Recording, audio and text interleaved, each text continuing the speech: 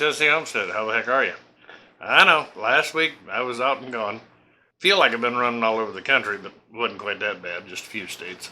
And talking with people from some organizations I belong to who are looking at the what ifs on this whole thing. It was kind of fascinating, and I'm going to try to step lightly through this minefield of YouTube's laid out in front of us and see how much of this information I could get out to you.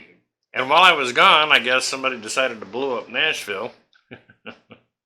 Luckily, it turned out to just be a little conspiracy theory thing where the guy was out after 5G, but they've let a cat out of the bag at that point. These AT&T data hubs can shut down e-commerce, too.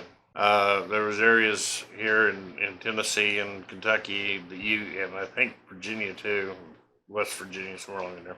There were places where you couldn't use your ATM cards. ATMs didn't work due to that data hub. A lot of cell phone coverage in Tennessee, Kentucky, and in West Virginia. So yeah, one little boom at one building can create quite a problem. And so I was a bit relieved when I came back home. If this is all true, what I was hearing while I was out of town was they weren't the investigators. Go there first. But some people in the know said sounds a lot like an infrastructure attack. Didn't want to kill people, but wanted to take out some infrastructure, which technically it was. Okay, but the guy's motivation may have been out there in left field somewhere. He was mainly about this 5G stuff. So they firmly affixed a tinfoil hat on him, and let's hope that's where it stays. We are headed into a very dangerous time in this nation. Now, I know the Democrats think that this whole thing is just going to blow by and, they're going to get away with what they've tried to get away with. I heard one guy say it the best, and it kind of tickled me. He said, he bet old King George was spinning in his grave. He said, man, all he did was throw a tax on them people, and they about tore his tush up. Can't imagine them not going up in arms over this.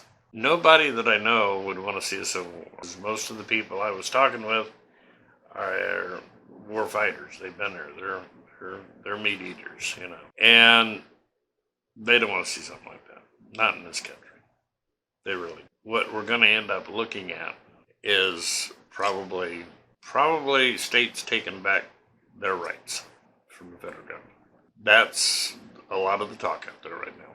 Because if the Democrats take the presidency and Congress, you are really looking at this is going to be the last free and open election that this nation will see. Because on its agenda, they're wanting to add senators and things of this nature to places like Washington, D.C. and Puerto Rico and, have even more Democratic strongholds. And I saw a lot of information that I hadn't seen before. They talked a lot during those Georgia hearings about the documentation, the affidavits they had. I got to hear firsthand videotapes from these people who were making those affidavits, and they will put the hair up on the back of your neck. Okay, very convincing. I came to the frame of mind to where I wasn't sure if this was just so much political smoke and mirrors, or whether this election had actually been tampered with that bad. After hearing and seeing the videos and when you read something, that's why they say a lot of times people get in arguments over texts because they take things wrong of what a person was texting because you don't have that inner contact. You don't hear the deflection in their voice. You don't see the look on their face as they're saying certain things. All those things that will tell you, yeah, that's truthful, or they were kidding, or whatever. As I watched a lot of these video displays of that, I was amazed. Truly was amazed. There was a lot of game playing going on. But if this isn't nipped in the bud right here, you will never see another honest election in this country. I would almost guarantee you, because Georgia's not going to have time to fix their system, and are gearing up to utilize that same system again on these runoff races, you're gonna have the Democrats take the Senate also. Maybe not fairly, but they're going to take it. These elites, these people who think they know best for this country, who are wanting to tear it all down to start something new, one of their biggest problems is they're not really Americans in here. They're not American. Most of us, a lot of us, have lost what it is to be an American. One of the jokes that was being passed around a lot last week, was land of the free, home of the brave. No, it's not. Not anymore.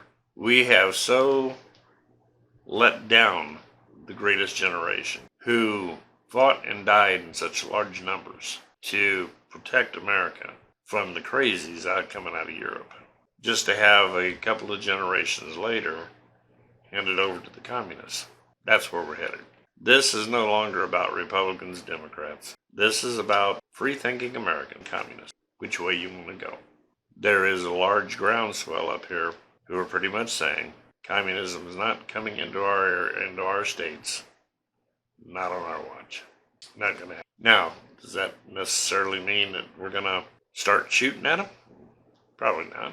Is there a chance of these states breaking away? That's a lot of it right there. The balkanization of America. When people can no longer live together, it's time to part company. Washington, D.C., kind of chuckling at some of the news coverage of that rally that they were having.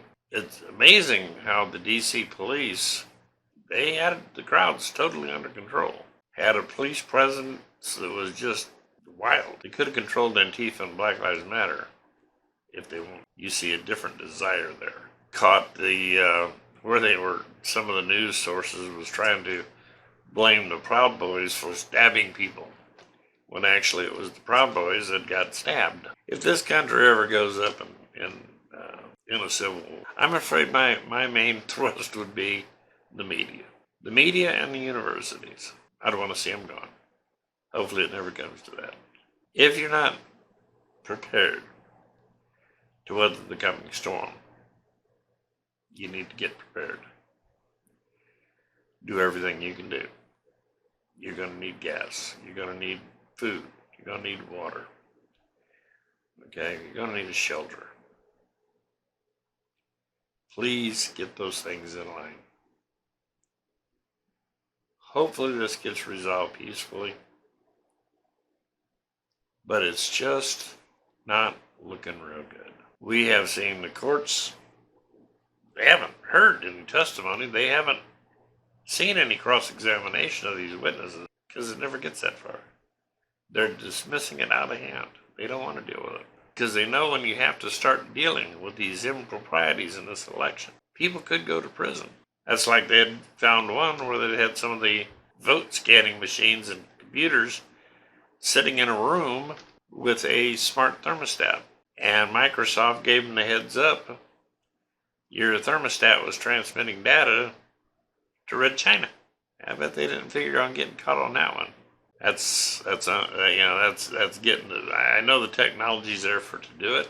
Somebody's went through a lot of trouble here, and my hope is that President Trump can get a handle on this. At this stage of the game, if he had to declare martial law, even, I could support that, as long as he kept it limited to holding down any violence and so forth while they round up these machines and get maybe another election going, or see how bad the fraud really was and then certify your electoral college. Anyway, long enough and I'm still kind of punchy tired. Hopefully you're not going to have to use any of your preps or anything of that nature. Everything will work out just fine. To fellow veterans, I know you did your time, man. And I feel for you on that. But this country's in real danger. Anyway, this is Rich Jesse Homestead. Love you guys. Appreciate you. Hope you're going to have an absolute wonderful week. Do kind of get your prepping house in order. Guys, have a good day.